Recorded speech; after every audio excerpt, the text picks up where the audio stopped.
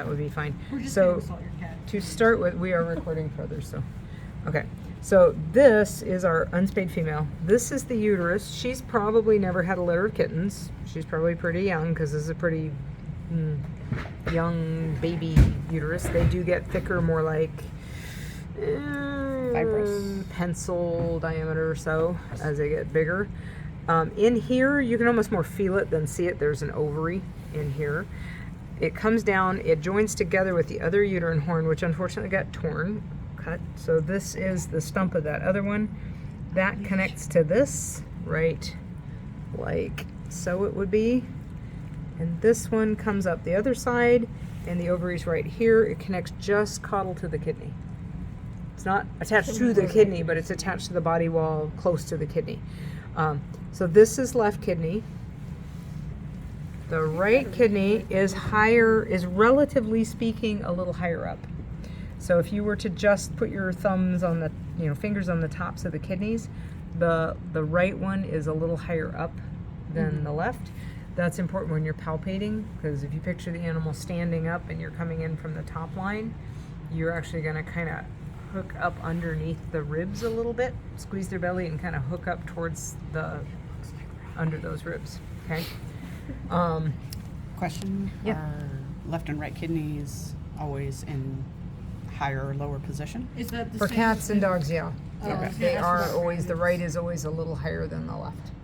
Just based on the anatomy of the heart? I have no idea why Mother Nature does it that way, but Mother Nature has a that's funny the way sense of humor. they're built. That's just how they're made. Got it. That's a good question. I don't know. And it may have more to do with, like, it fits here better without squishing other stuff out of the way. So diaphragm, liver, lobes. Now here, we're going to start unpacking. So this is your omentum. And if you very carefully kind of come down to the bottom of this big wad of intestines, you can actually kind of unfold it, lift it off. And you try to do this kind of gently so you're not actually tearing it. Oh, it's been freed. And you that get pretty your much guts out. Taking the omasum off. Omentum? Omentum, yeah. Yeah. There is something called an omasum. That's a stomach of a cow. So I'm not taking it off. I'm just lifting it off. Mixing up with. It's still attached to the stomach, the greater curvature of the stomach, right? And it's still attached to the spleen, is the other attachment of it, okay? But the So is our spleen, cat missing on the spleen? no, your cat's probably think it's just hiding it hidden. down in the corner. So this is the greater omentum. If we try to now get a little tougher and pull down on the stomach, remember there's a greater curvature this side. The stomach's here, it has a lesser curvature. So there is a little bit of lesser omentum. I've got in my fingers here. It's not very impressive. And the lesser omentum, yeah, he's like the friend who doesn't help a whole lot. He picks up the slacks. He's the friend who's like convenient when they always want something from you, but not, you don't give much or something back. Jamie. So that's the, threw her right under the bus, didn't you? So greater omentum the greater omentum is attached to the greater curvature of the stomach. Spleen. So then the next step is to follow the digestive tract. So what you do is you try to find in here where the liver, the esophagus starts. It's kind of tough and it may not always be possible. And I'm trying to gently kind of separate.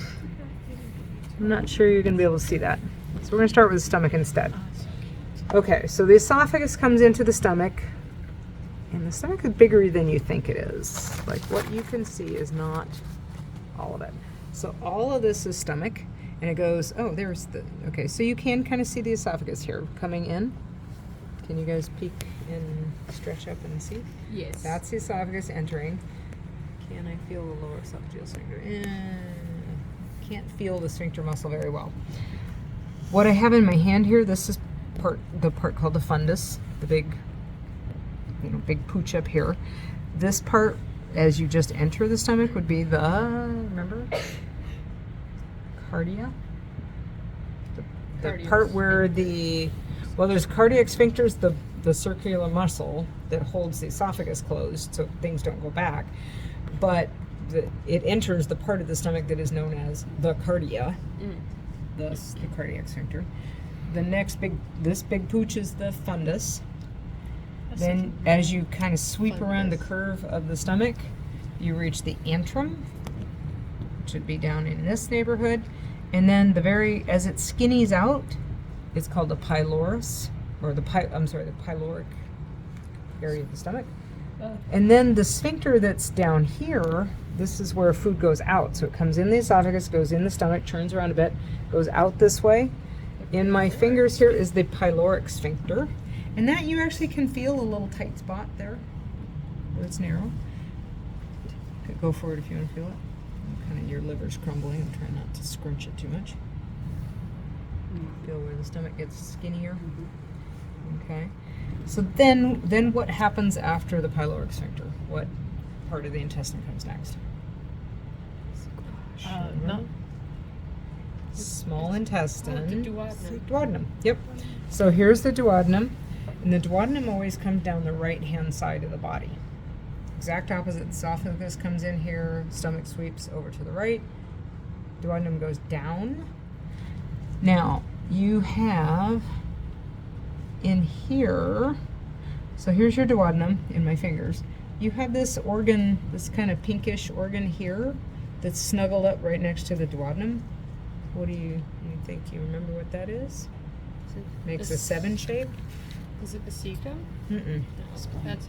Nope. Spleen's over here. Pancreas Oh. makes the 7 shape. right. So this is the pancreas. This kind of soft, flat. Well, it's not too soft because it's blue. And what's the but pancreas do again? lots of things. The pancreas secretes amylase, lipase, pepsin, digestive enzymes. It Okay. also secretes bicarbonate, which Right, this the is really bicarbonate. acidic, and so we want to douse the acid here.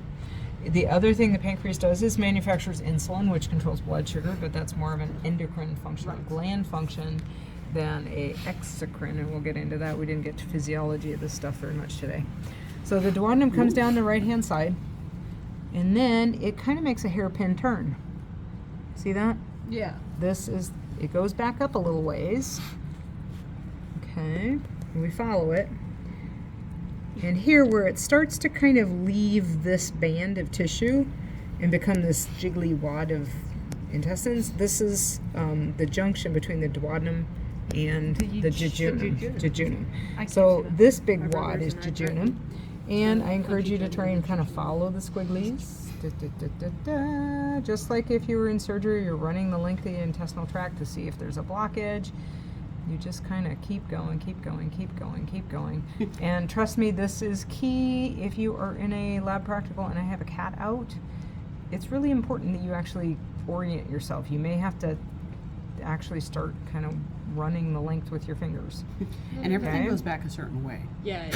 Actually, it finds itself back pretty It easily, wiggles its believe way it or back. not. Yeah, in a live animal. in a live intestines are animal, like you pretty much just have to Always stuff got it back extra in there. parts. If you Wriggly. completely took this wad and went like this, you would cause a problem. Yeah. But just kind of poking them back in and saying, okay. Yeah, it looks good enough. So here It'll I wiggle. am running out of Jejunum. jejunum. Okay, so I have hit, no wait, I went backwards. See, this is why I said run it so that you don't get disoriented. Okay, here.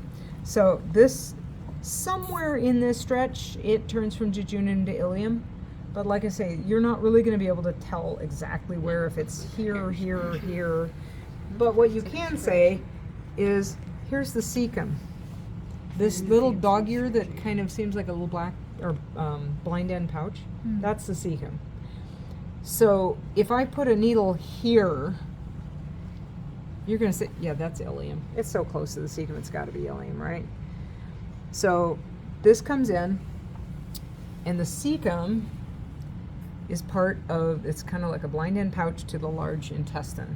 So this is the large intestine here, or also known as the colon. So if you have a colonoscopy, they're sending a scope up your bum and weaving it all the way up into here, okay? If you have an appendectomy, they're going to come in and basically remove this, which would not be so big in you relative to your size. Unless it's ready to explode. Yeah, unless it's angry, red, and irritated. So we divide the colon into 3 basic parts. ascending, because it's going up towards the head. Transverse, because it's going across the body.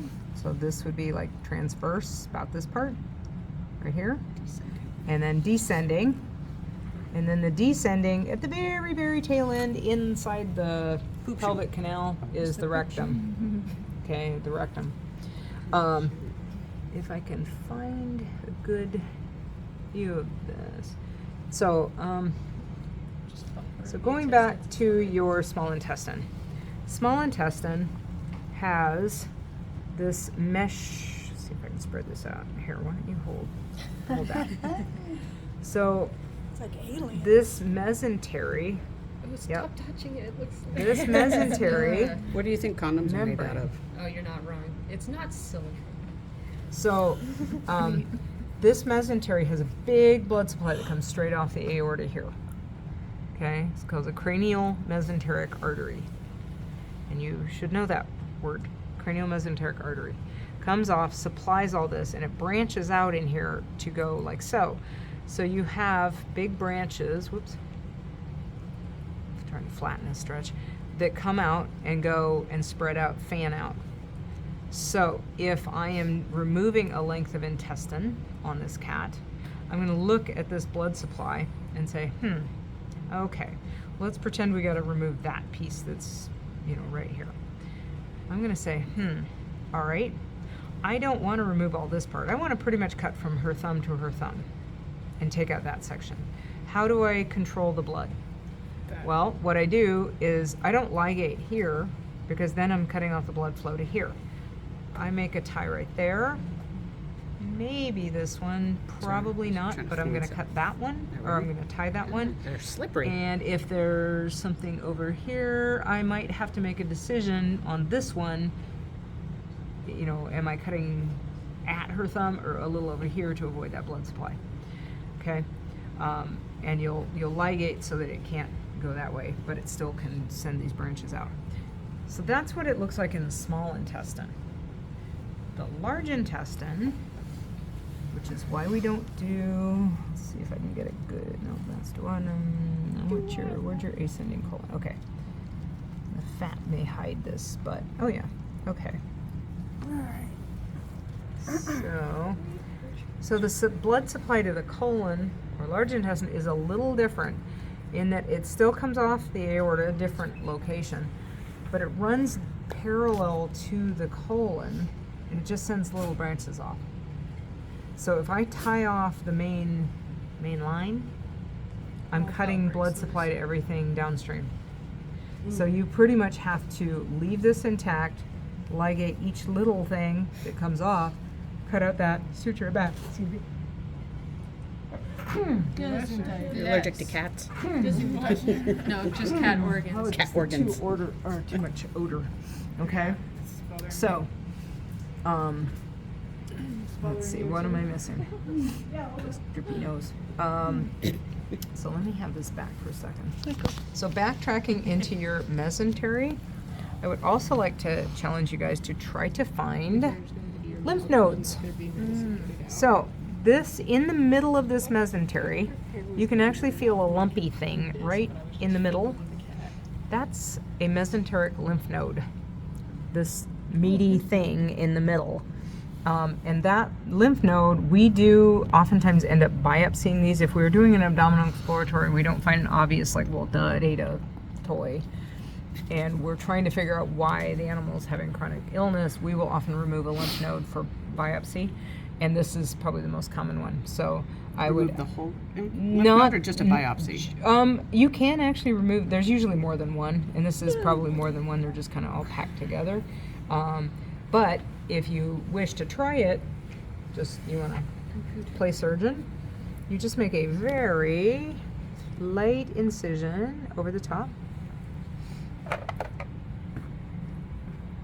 to find your spot, these are big clunky scissors for this. Sorry. No, you're good. You're able to get in there. Would you like us to do this on our cats too? Yeah, if you have the time. I mean, focus in on what you need to do, the liver lobes and making sure you find all the organs. Confusion regarding the lobes of the livers. Make sure you know what is what. Oh, Now for this somewhat blunt dissection is often your best approach, but I'm just trying to kind of tease this thing out of there. Can you see that starting to come out there? That's a lymph node. Okay. It's the camera light. Sorry. So that's okay. I need a little yeah, bit. no, that's totally fine. So as I'm kind of teasing it out of there, I'm trying not to disrupt the big blood vessel there. You have to be very careful in a live animal that you don't accidentally rip this main blood vessel, because that would suck and you'd have a big bloody mess. But that lymph node, as you just barely with your fingers and with blunt instruments kind of tease it out of there, that's the mesenteric lymph node. Okay. Let's see what else. So go back to your cats. You've got your liver lobes. Find your stomach. Try to find the esophagus entrance